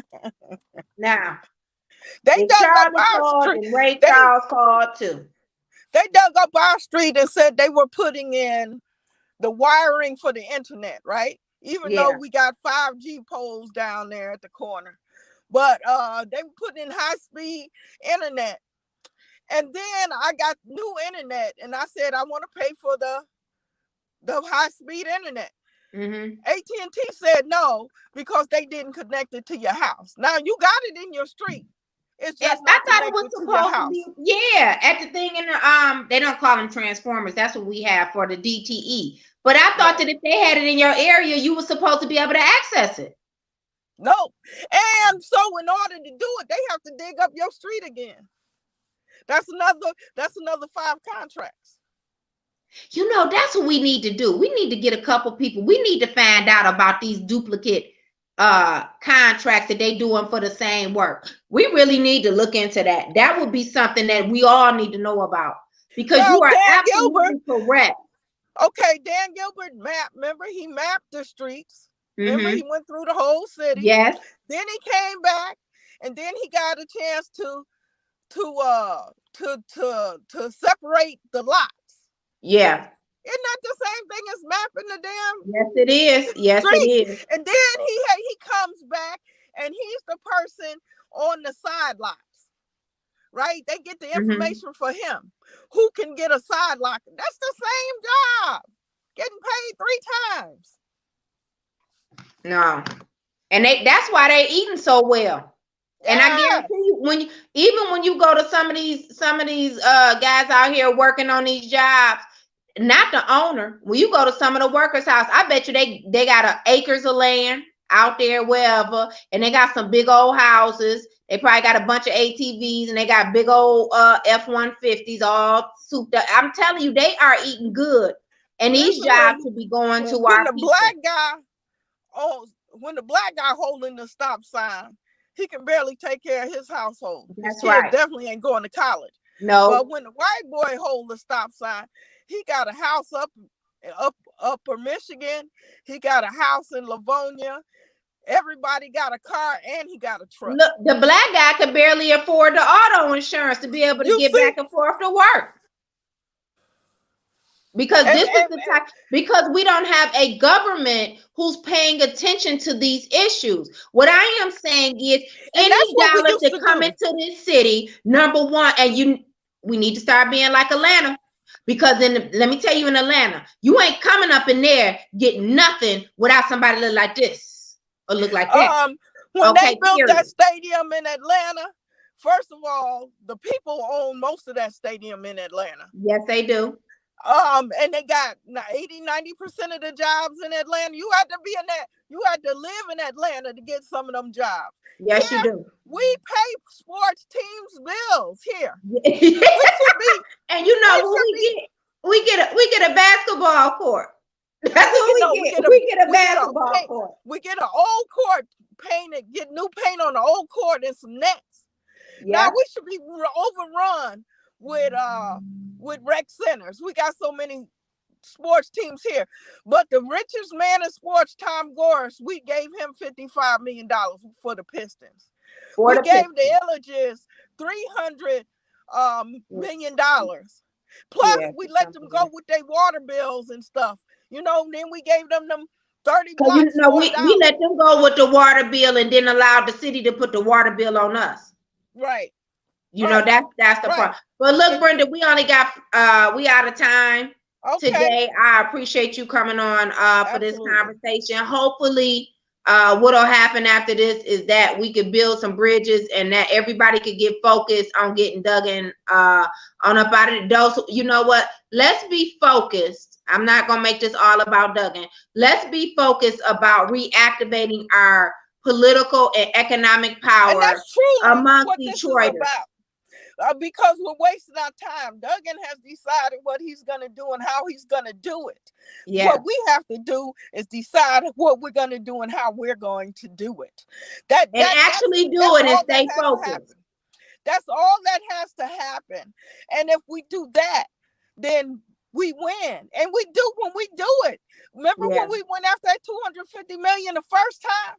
We got everybody come up to the podium to say the same thing. And we got them out. That's all that has to happen. We do have some wins in here. Yes. But however, it's the same few of us fighting all the time. We need everybody come up off of vacation. Right. We got to be fighting all the time. It is, and this is a critical time because this is our last go round. I mean, this city is getting I don't think people understand that what we really stand to lose if we don't get it right this time. We stand to lose a lot more. You have not seen this city be trampled over. And listen, I always say they treat Detroit like she a prostitute, okay? And they the pimp, and that's the problem, okay? That's right. We need to treat Detroit like it's the jewel that Detroit is, and that needs to be our mindset. Period. That's right. That's right. And let's stay focused. And if we stay focused, we can win. We can have the power. When we used to say black is beautiful and everybody was saying black is beautiful and stuff, that's how we got the Voting Rights Act. That's how we got the Civil Rights Act. That's how we got some changes around here. That's when they started talking about housing and stuff. We were all on one accord. You couldn't get us off on one accord. They could be beating us down and we would still say, we need to get back to that. We need to, and we got to stop this violence in this city. I understand. We got to protect our babies. We have to protect our babies. Like, I'm so sick of this. It's just turning my stomach. It's too much going on with our kids and how, you know what I mean? They're becoming victims of violence and all of this. We have to stop this. And I'm going to tell you who's not going to stop it. That leprechaun on the 11th floor, he's not going to stop it. He's just not. That's not, I mean, those aren't his kids. The only time he want to see black kids is when he using them for a campaign photo op or something else that he wanted. He want to put them on a piece of literature. So, look, thank you all for joining us today. We greatly appreciate it. Don't forget, you could go to electnicolesmall.com. electnicolesmall.com. If you want to listen, you can sign up to take care of your block, to knock doors and everything. But keep in mind, matter of fact, this is what we're going to do. We're going to organize a round table, and I need y'all help in these districts too as a sidebar. Let's organize some round tables so everybody in each district can come up with a proposal on how to spend this money, all right? Let's make the next four the best four, but I'm telling you, if you want better, you're going to have to vote better this year, and we got to do better. Right. That's right. Everybody be safe and have a great day. I'll see you back here tomorrow at 8 o'clock. Thank you. Bye.